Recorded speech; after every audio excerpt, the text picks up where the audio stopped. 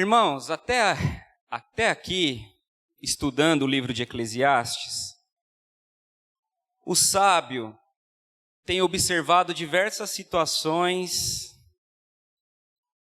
que, a princípio, ele desconsidera Deus das suas observações. É o que nós temos chamado aqui, normalmente, de viver a vida na perspectiva debaixo do sol. O homem envolvido com coisas deste mundo e ele desconsidera a Deus de uma forma primeira, digamos assim. Só que hoje, o recorte que nós vamos pregar é diferente. Ele se concentra justamente no relacionamento do homem com Deus e a nossa postura ao adorá-lo.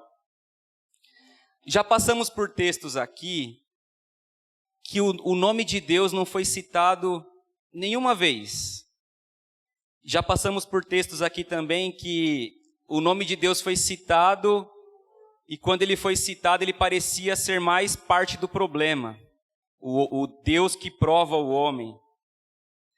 Só que no texto que nós vamos ler hoje, o nome de Deus aparece por 7 vezes nos 7 versículos que nós vamos ler.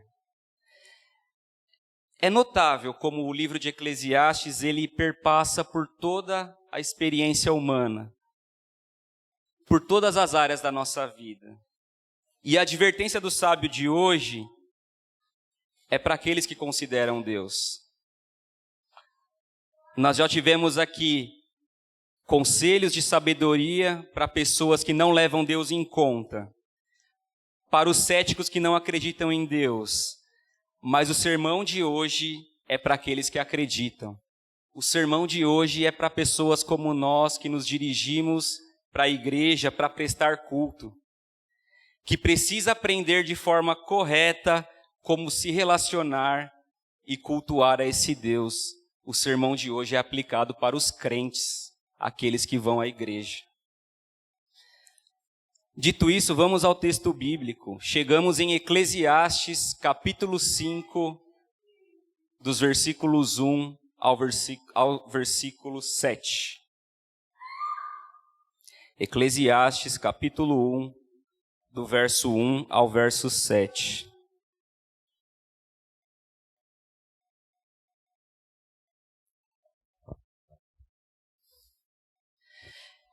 Guarda o pé quando você entrar na casa de Deus. Chegar-se para ouvir é melhor do que oferecer um sacrifício de tolos, que fazem o mal sem se dar conta. Que a sua boca não se precipite, nem se apresse o seu coração em pronunciar uma palavra diante de Deus, porque Deus está nos céus e você aqui na terra. Portanto, sejam poucas as suas palavras, porque das muitas preocupações vêm os sonhos, e do muito falar, palavras tolas. Quando você fizer algum voto a Deus, não demore a cumpri-lo, pois ele não se agrada de tolos. Cumpre o voto que você faz. Melhor é não fazer voto do que fazer e não cumprir. Não consinta que a sua boca o leve a pecar, nem diga ao mensageiro de Deus que foi descuido. Por que fazer com que Deus fique irado por causa do que você diz e deixar que ele destrua o que você fez? Porque, como na multidão dos sonhos há vaidade, assim também nas muitas palavras. Portanto, teme a Deus. Na semana passada, o pastor pregou aqui sobre uma sabedoria superior. Uma sabedoria para se viver melhor. Foi tratado, não sei se vocês lembram, sobre egoísmo, sobre a solidão e sobre a insensatez de um rei que não se deixava admoestar. E a solução para esse rei insensato foi trilhar o caminho da humildade. Não sei se vocês lembram, foi humildade. Reconhecer de onde viemos e para onde vamos, que viemos do pó e ao pó voltaremos. E que bom que esse texto de Eclesiastes 5 vem logo depois de se tratar de humildade, porque os irmãos vão perceber que humildade vai ser muito importante para a gente aplicar o texto bíblico de hoje. Humildade para reconhecer as verdades que nós vamos ler, que nós lemos no texto bíblico, e humildade para reconhecer qual é o nosso lugar no culto. Esse texto é muito importante, irmãos, para ser pregado nos dias de hoje, principalmente em uma cultura que perdeu a base do que deve ser um culto. É importante também para que a gente resista à tendência de transformar a adoração a Deus em entretenimento social ou em um espetáculo. O texto já começa com a expressão guarda o pé. Essa expressão curiosa, guarda o pé, que traz justamente essa ideia de observar a nossa conduta, chamar a atenção para o cuidado e a percepção que precisamos ter de onde estamos entrando e com quem estamos, e diante de quem estamos nos colocando. Indica a necessidade de reverência. Guarde o pé significa reverência.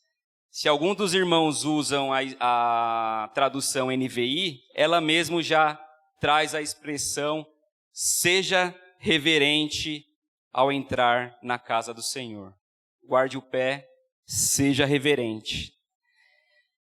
E o texto é bem direto, esses 7 versículos. Então, vamos tentar ser bem diretos também na aplicação. O objetivo do sermão de hoje é nos reorientar para a adoração a Deus com reverência. E como nós demonstramos reverência na adoração com base nesse texto? De 3 formas. Ouvindo mais, falando menos e cumprindo o que prometemos. Simples assim, 3 pontos para a gente percorrer no sermão de hoje. Ouvindo mais, falando menos e cumprindo o que a gente promete. Guarde o pé quando você entrar na casa de Deus. Aqui, irmãos, a gente precisa entender, primeiramente, o contexto em que Salomão está.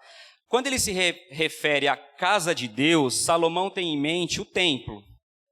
Lembra que a gente está trabalhando com o texto do Antigo Testamento. Significava o templo de Jerusalém, o lugar que era separado para a entrega de sacrifícios. Mas não só isso, era o lugar onde as pessoas iam para ouvir a lei de Deus, no templo. Mas como nós temos aprendido aqui, em diversas outras ocasiões, em Cristo não há mais necessidade de templo. Não há. O templo indicava, era uma sombra de Jesus que viria e foi cumprido. Vocês lembram o diálogo de Jesus com a mulher samaritana? Nossos pais adoraram neste monte, mas vocês dizem que é em Jerusalém, é o lugar onde se deve adorar. E Jesus responde para ela, vem a hora, e já chegou, em que os verdadeiros adoradores adorarão o Pai em espírito e em verdade, porque são esses que o Pai procura para seus adoradores. Hoje, no contexto da nossa aliança, nosso culto é diferente. Já não é mais geograficamente centrado em Jerusalém. Irmãos, não há nada sobrenatural nesse espaço, do ponto de vista do local físico. Daqui a pouco esse lugar vai ficar pequeno para nós vamos embora daqui. E esse local vai ser alugado para uma outra coisa. Eu imagino que vai ser aquela sorveteria roxinha que vende sorvete a R$2, porque tá todo lugar agora. Você anda no ABC, tem uma dessa, né? É bom? Eu tento escapar por causa das crianças, eu viro a esquina e dou de cara com uma dessa. Então, provavelmente, se a gente sair daqui, eles vão alugar e vão montar uma sorveteria dessa aqui. Mas, irmãos, o que eu estou querendo dizer é que não há nada de especial nesse espaço físico. Mas como é que a gente aplica, então? Como é que a gente aplica esse texto na casa do Senhor? nós aplicamos ao povo de Deus reunido como igreja, a comunhão dos santos. Nós não trazemos itens do culto do Antigo Testamento, mas o princípio de reverência ele deve ser mantido na nossa reunião, na nossa comunhão dos santos, o que nós fazemos aqui aos domingos. Olha o que Paulo diz em 1 Coríntios 3,16. Vocês não sabem que são templo de Deus e que o Espírito de Deus habita em vocês? Então, a igreja reunida é o lugar onde o Espírito habita. Então, nós vamos aplicar esse texto na comunhão dos santos, na nossa reunião como igreja. E nesse ponto, irmãos, vale destacar uma coisa. Embora o texto vai focar muito no nosso culto, eu quero dizer que a adoração não se restringe a momentos que estamos reunidos aqui. Isso é importante dizer também. A adoração se expressa como um modo de vida consagrado e de entrega ao serviço do convertido. É preciso dar um passo atrás antes de falar do culto e dizer como está a nossa semana, como está a nossa vida diante de Deus. Muitas vezes nós não fazemos o básico e queremos que o extraordinário aconteça na igreja. Mas a adoração ela se expressa no modo de vida e não em 2 horas que nós nos reunimos aqui. Estudando sobre esse texto, eu fui encorajado a assistir um filme, um curta, tem no YouTube, se vocês quiserem ver, se chama James 3. E eu fiquei até assustado que a configuração da família do filme é bem parecida com a minha, um casal e 2 filhos, né? Só que são 2 meninas. E nesse filme, a cena que eu assisti é um casal que acorda de manhã, um domingo de manhã, toca o despertador, o homem acorda com aquela carranca, sabe? Cara de bravo, já olha assim, já faz aquela cara de insatisfação, levanta, passa pela cama, tropeça num cesto de lixo, num cesto de roupa, perdão. Já olha para a mulher que está levantando ali toda apressada também, já desfere uma palavra para ela, se dirige para o quarto, acorda as crianças balançando assim, ó. Tá na hora, tá na hora. O filme é uma música, não dá para ouvir o diálogo, né? Mas você vai vendo ali as expressões e imaginando, é uma música de fundo. E ele balança as crianças ali, a mãe corre para se arrumar, de repente a mãe sai e começa a brigar com a filha mais velha que está escolhendo uma roupa para ir para o culto, e ela não queria que fosse aquela roupa. Eles descem, quando chega na mesa, a criança mais nova já derrubou os cereais e todo mundo começa a discutir. E aí começa a dar o horário e eles vão para o carro, a outra menina entra correndo, o pai já está quase ligando o carro, eles entram. Não teve bom dia, não teve nenhum momento de afeto, nada. E aí no caminho é engraçado que o homem está lá no foco dirigindo com pressa e a mulher não conseguiu se maquiar em casa, ela está se maquiando no carro. De repente ele freia, a mulher já sai, se borra e já olha para ele, começa a brigar. Enfim, irmãos, é uma manhã assim que você fala, nossa. Não sei se você já se identificou com uma situação assim, mas onde eu quero chegar? Eles estacionam o carro, entram na igreja, tem uma roda de irmãos já, é impressionante. Eles entram na roda, eles fazem um sorriso daqui até aqui, assim. Ô irmãos, a paz do Senhor. E aquela coisa, aquela comunhão. Chega na hora do louvor e o filme acaba aí, pelo menos na cena que eu assisti, são 5 minutinhos. O filme acaba com o louvor, a igreja inteira cantando, e os 4. Cantando alegremente, e principalmente o pai, que ali parecia o mais bruto de toda a situação, com a mão levantada e cantando com toda a força do seu coração. A pergunta é, quando adoramos, estamos realmente adorando ou apenas fingindo? A pergunta é direta, irmãos. Quando adoramos, estamos realmente adorando ou estamos fingindo? O culto expressa a minha vida de adoração constante ou apenas uma atividade isolada dentro da minha semana? Guarde o pé quando entrar na casa de Deus. Chegar-se para ouvir, parte B do versículo 1. Chegar-se para ouvir é melhor do que oferecer um sacrifício de tolos, que fazem o mal sem se dar conta. O primeiro conselho, a nossa postura ao vir na igreja deve ser primordialmente de estarmos prontos e atentos para ouvir a palavra. Essa é a nossa postura, de ouvir. O sábio está dizendo, esteja pronto a ouvir. Essa é a nossa postura. Ouvir, inclusive, para aprender a forma que nós devemos nos comportar no culto e em adoração. Na lei, irmãos, havia precisamente a forma como Deus desejava ser adorado. E ele não permitia que as pessoas ficassem inventando e adicionando coisas às suas maneiras. O culto era nos termos de Deus e não nos termos do povo. Só que o povo, e já naquela época, tinha a tendência de simplesmente oferecer suas ofertas e sacrifícios de maneira mecânica e impensada, sem dar ouvidos ao que Deus dizia em sua palavra.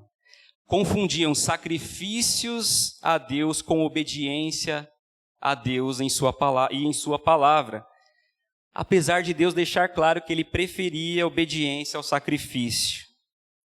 Daí vem a constatação de Salomão.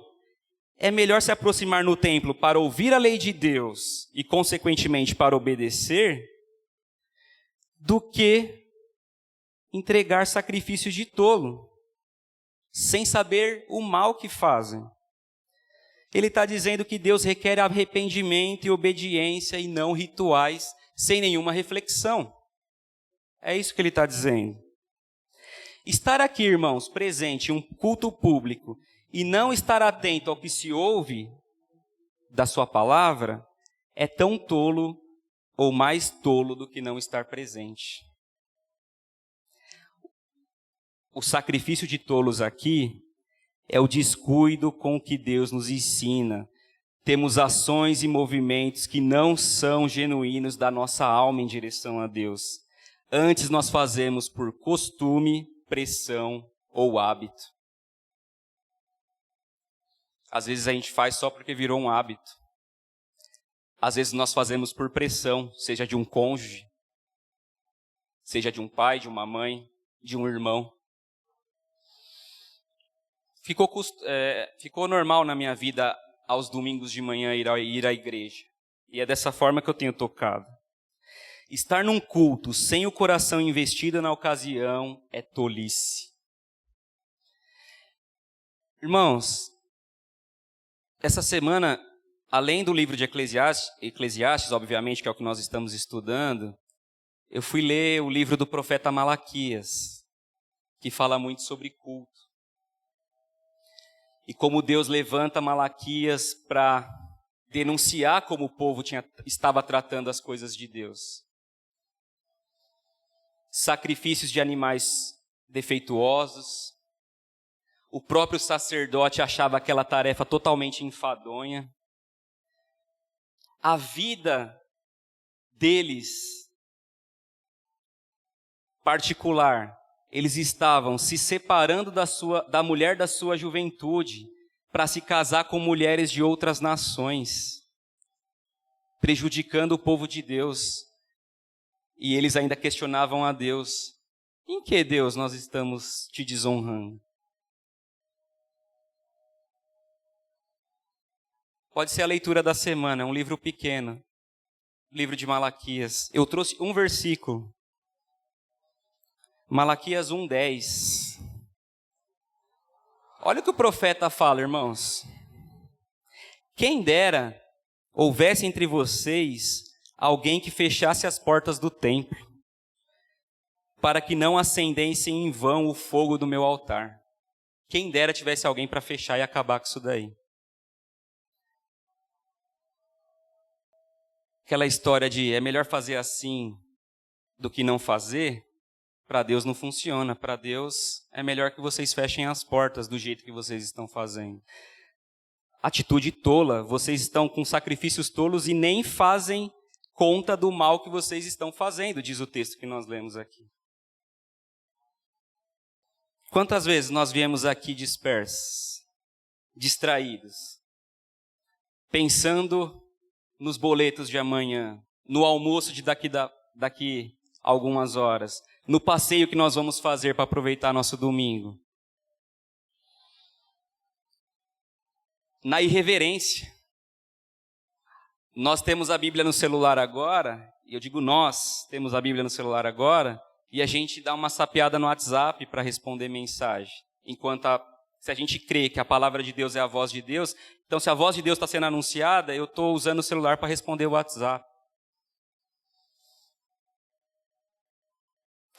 Mas brasileiro é um povo mais irreverente, né? A gente não tem muito esse negócio de liturgia, de ordem. A gente é um povo mais, irreverente.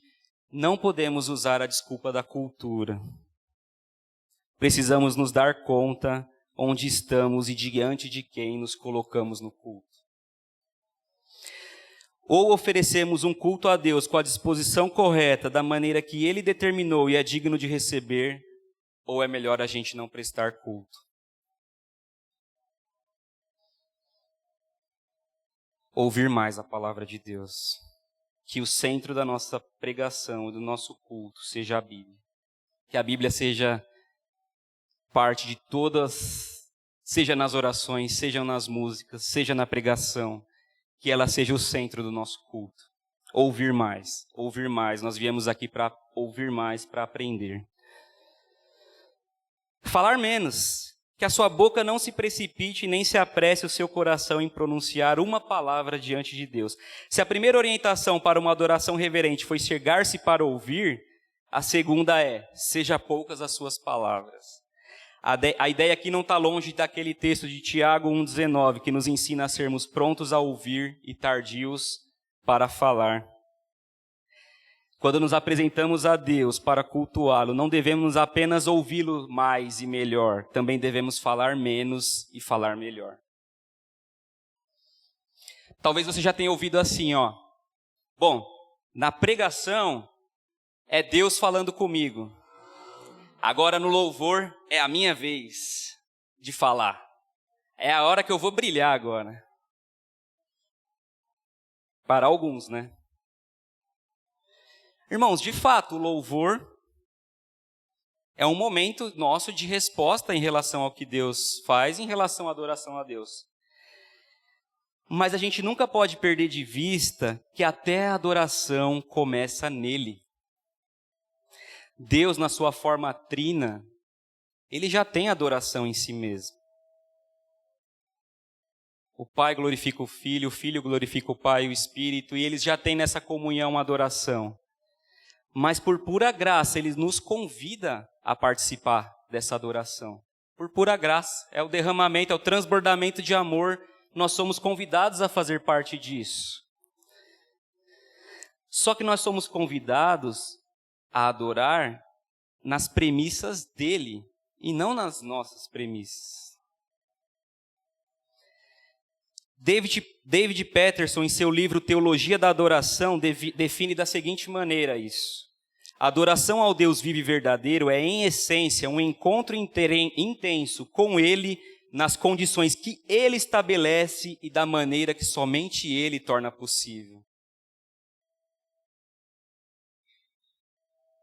As pessoas podem até, com boas intenções, escolherem maneiras de adorar a Deus. Mas quem regula o culto é Deus. Isso é tão sério, irmãos. Há uma situação no Antigo Testamento que os irmãos devem conhecer, de usar quando ela toca a arca. Você lembra dessa passagem? E ela morre ali naquela ocasião. Oi? Ele, né? Usar ele. Boa, obrigado, pastor. Ele. E ela tinha uma boa intenção. Se você ler lá na passagem, a arca, ela estava caindo, eu acho que os bois tropeçaram e a arca ia cair. Ela pôs a mão e ela morreu. Também já tinha um erro que era para os levitas carregarem no ombro e eles colocaram a arca no carro de boi, né? Isso é coisa do Antigo Testamento. Nós vemos no Novo, Ananias e Safira, que entregaram uma oferta, mas retiveram parte do dinheiro. E também morreram ali.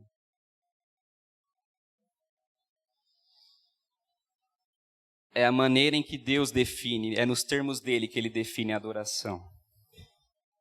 O culto do começo ao fim deve ser teocêntrico. Se dirige a ele, para a glória dele. Não é para o nosso agrado, mas para o agrado dele. Mas infelizmente, irmãos, não tem sido assim nos nossos dias. E não está difícil de constatar isso.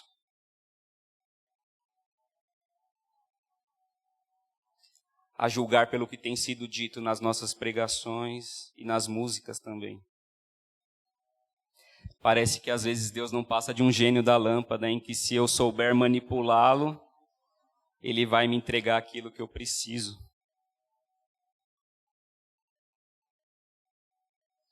Muitas vezes a ênfase está na performance das pessoas, na eloquência do pregador, na qualidade musical. Olha que interessante. Paulo nos ensina: não vos conformeis com este mundo, mas transformai-vos pela renovação do vosso entendimento. Aí sabe o que a gente faz? A gente faz exatamente o contrário. A gente pega elementos do mundo e traz para dentro da igreja. Quando, na verdade, através das Escrituras, Deus vai nos dando a revelação, o entendimento, para que a gente proteja ela de toda a situação do mundo, a gente faz o contrário. A gente traz a cultura para dentro da igreja. O que está acontecendo aí? O pessoal está atrás de dinheiro? Vamos embalar, vamos pegar um texto bíblico, teologia da prosperidade. Agora o que está em alta são os coachings. Vamos embalar, vamos pegar um texto bíblico e vamos criar teologia coaching. A igreja é tratada como loja e os fiéis como clientes. E se você olhar o jargão do mundo empresarial, o cliente precisa da experiência. Não é só o produto, é a experiência que ele vai sentir. E aí esse discurso vem para nós. E aí a gente começa a se preocupar com a experiência que a pessoa tem que sentir aqui dentro. A experiência do cliente é importante. Irmãos, quando a gente compara a santidade de Deus com a qualidade da nossa adoração, é um milagre ainda estarmos vivos. Graças a Deus por Jesus. E nós vamos falar dele daqui a pouco.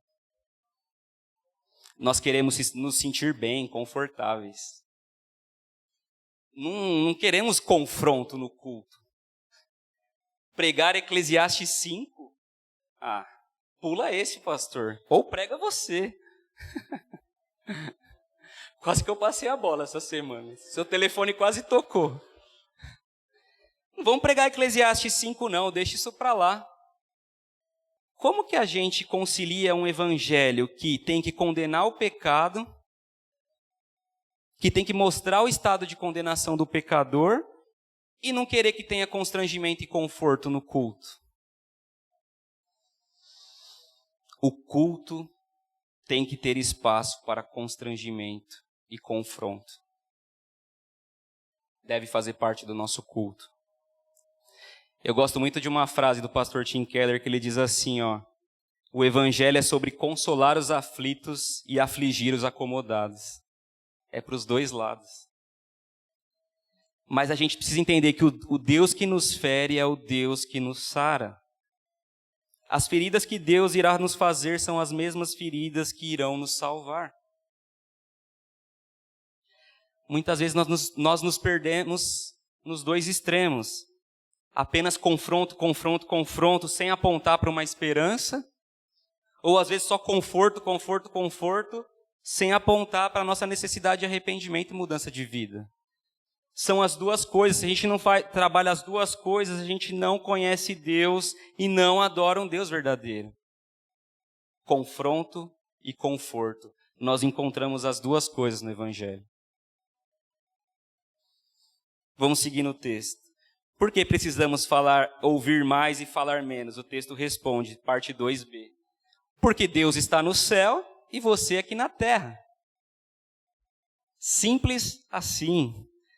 Deus está no céu e tu na terra. Este é um dos melhores versículos para falar assim, se coloque no seu lugar. Tem versículo melhor. Eu ia falar da fila do pão, né? Quem é você na fila do pão, né? Lembra que no início eu falei que a gente ia precisar de humildade?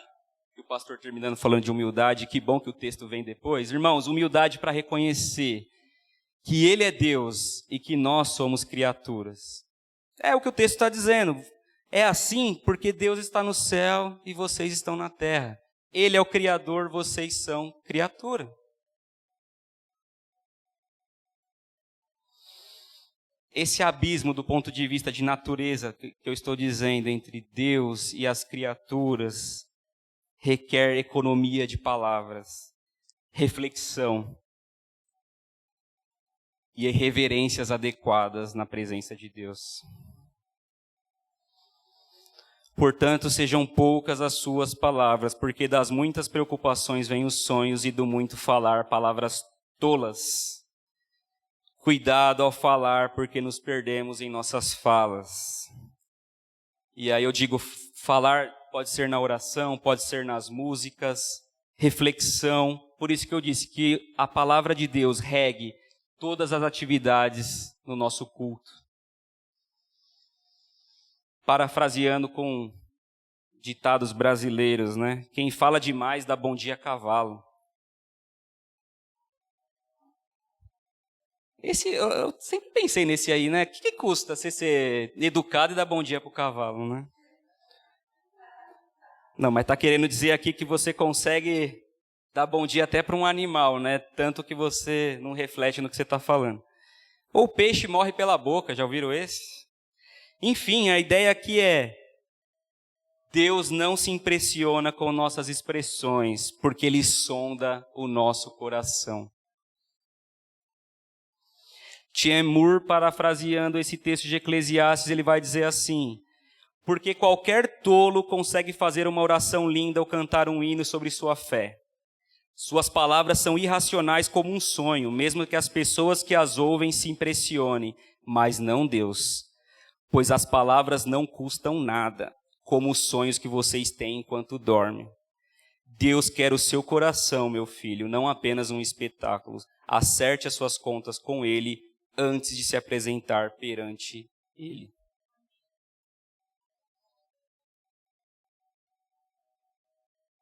O texto não vai falar apenas sobre ouvir mais e falar menos. Ele vai falar de vida prática também.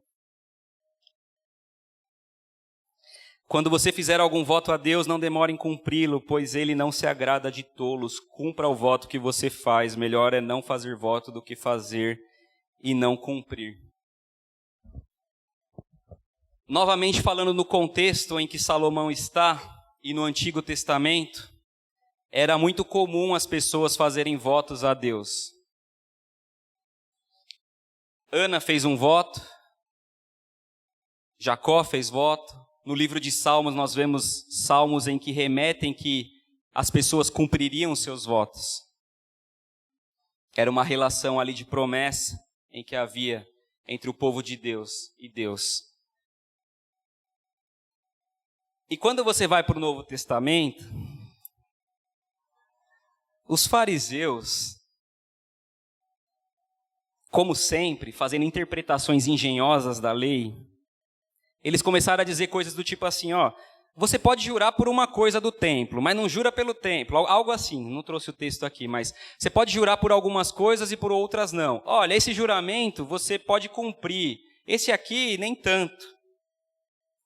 E Jesus vem no Sermão do Monte, e como sempre, ele sobe a régua e esclarece aquela situação. Vocês ouviram o que foi dito aos antigos, não faça juramento falso, mas cumpra rigorosamente para o Senhor o que você jurou. Eu, porém, lhe digo, não jurem de modo nenhum. Que a palavra de vocês seja sim, sim, não, não. O que passar disso vem do maligno. O princípio defendido por Jesus aqui é: cumpra os compromissos que você faz diante de Deus com a sua palavra. Que aquilo que a gente se comprometeu em palavras se cumpram nas nossas ações. E eu não estou falando aqui daqueles tipos de voto de barganha com Deus. Mas é verdade que em todo o tempo nós estamos sendo chamados a nos comprometermos com Deus. Nos dias de hoje. E eu trago aqui alguns exemplos. Maridos e esposas fazem votos de lealdade no casamento.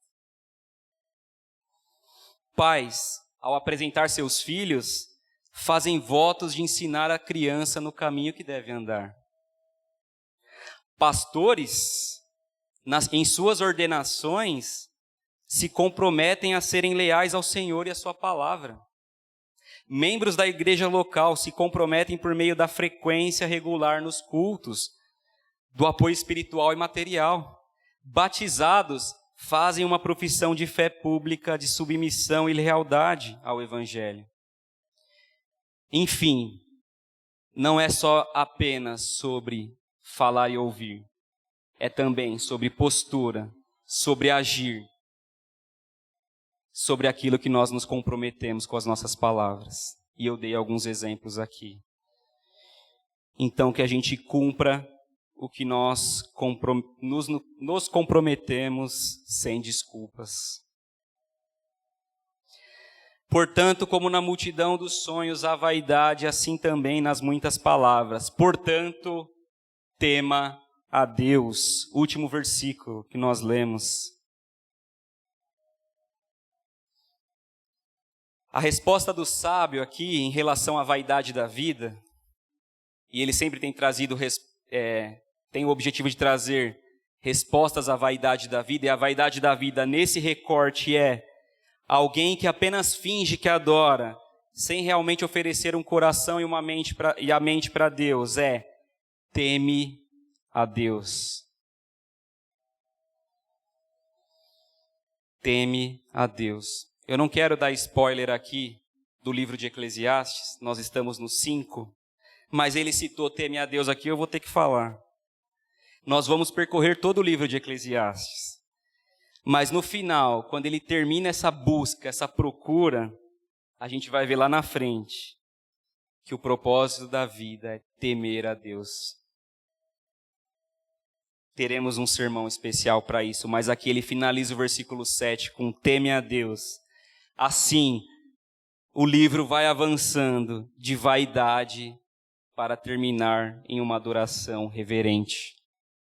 É essa a proposta. O melhor caminho para nós seguirmos é a adoração reverente. Temer a Deus é reconhecer o seu poder e a sua majestade. Significa reconhecer que Ele está no céu e nós na terra, que Ele é Deus e que nós não somos.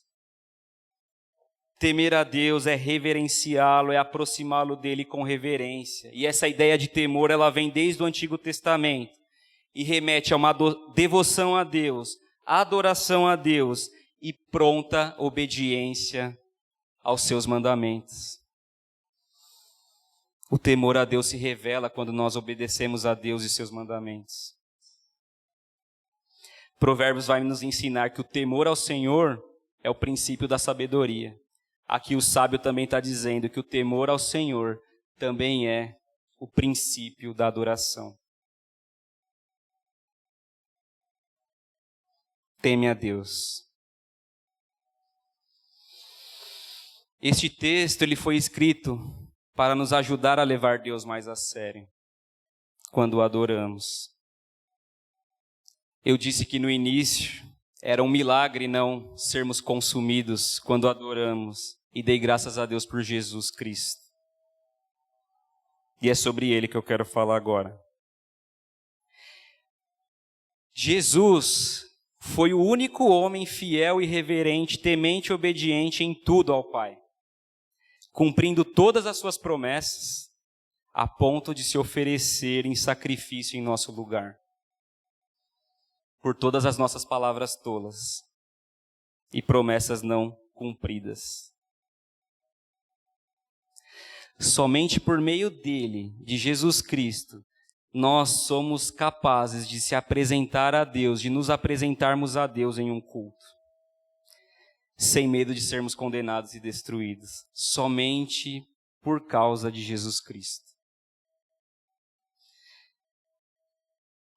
Nossos cultos só são aceitos porque são feitos em nome de Jesus.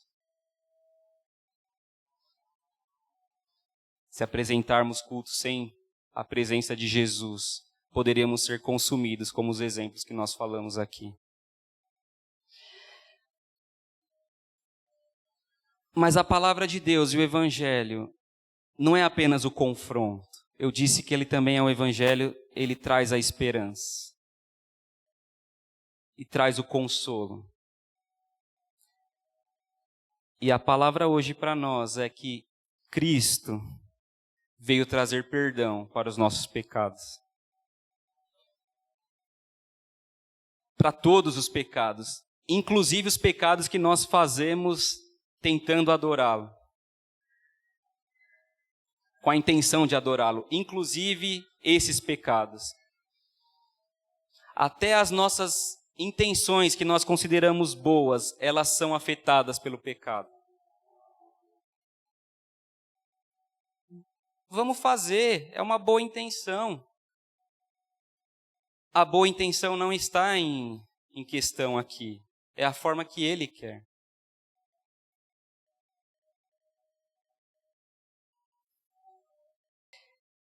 Olha que texto, para nós entendermos isso e caminhar para o final. Hebreus capítulo 10, dos versos 19 ao 23. Portanto, irmãos, temos plena confiança para entrar no Santo dos Santos, pelo sangue de Jesus, por um novo e vivo caminho que ele nos abriu por meio do véu, isto é, do seu corpo. Temos, pois, um grande sacerdote sobre a casa de Deus. Sendo assim, aproximemo-nos de Deus com um coração sincero e com plena convicção de fé, tendo os corações aspergidos para nos purificar de uma consciência culpada e tendo os nossos corpos lavados com água pura. Apeguemo-nos com firmeza à esperança que professamos, pois aquele que prometeu é fiel. A nossa adoração imperfeita é aceita pelo Pai por causa da adoração que Jesus fez e que foi perfeita. Por causa da obediência dele, a nossa adoração pode ser aceita. Podemos agora nos apresentar diante de Deus Todo-Poderoso sem sermos consumidos por causa do que Jesus fez por nós. Essa é a nossa esperança, é nisso que confiamos. Não prestamos culto aqui aos domingos para sermos aceitos, mas nós prestamos culto porque já fomos aceitos em Cristo. Vamos acertar as nossas contas com Ele, antes de nos apresentarmos para a adoração. E a forma de acertar as contas com Ele é sendo sincero, pedindo perdão pela nossa hipocrisia e por todos os outros pecados que a gente comete. E pedir que Ele nos perdoe em nome de Jesus. Sejamos reverentes e tementes a Deus. De que forma? Ouvindo mais, falando menos, cumprindo o que prometemos. Em resumo, adorando Ele em pensamentos, palavras e ações.